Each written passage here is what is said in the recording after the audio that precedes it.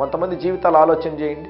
ఏ పని తలపెట్టినా ఓటమి ఓటమి ఓటమి ఓటమి. కారణం ఏంటో తెలుసా? సొంత జ్ఞానం మీద ఆధారపడడం, సొంత తెలివి మీద ఆధారపడడం, సొంత శక్తి మీద ఆధారపడడం, ఇతరుల ఆలోచన మీద ఆధారపడడం, ఇతరులని ఆధారము చేసుకుని పనులు ప్రారంభించడం, ఏదో ఒక సందర్భంలో ఆగిపోవడం, నిరుత్సాహం చెందడమో, ప్రార్థనకి సహవాసానికి దేవునికి దూరం అయిపోవడం, సర్వనాశనం అయిపోతున్నాయి జీవితాలు ఈరోజు. దేవుని దగ్గరికి రండి. ముందు ఎవడైతే దేవుని యందు నిలిచి ఉంటాడో వాడు ఎలా ఫలిస్తాడు అంటే బహుగా ఫలిస్తాడట. ఆ ప్రభు నీకు తోడుగా ఉన్నాడా? ఆ ప్రభు నీ హృదయంలోనికి అంగీకరించావా? యేసు, నా పాపాలను క్షమించండి, మీ సిలువ రక్తముతో నన్ను కడగండి, నన్ను పరిశుద్ధపరచండి, నాలోనికి రండి, నాతో ఉండండి, నన్ను నడిపించండి ప్రభు అని మీరు ప్రార్థన చేయగలిగితే, ఆ ప్రేమ కలిగిన దేవుడు ఇంతవరకు మీరు చేసిన తప్పిదములన్నిటినీ క్షమించి ఆయన సిలువ రక్తము చేత మిమ్మల్ని కడిగి పరిశుద్ధపరచి ఆయన మీకు తోడుగా ఉండి రాబో దినములు మీరు తలపెట్టే కార్యములు అది ఏది అయినా నా దేవుడు మీ పక్షమున సఫలము చేయునుగాక. ఆమేన్.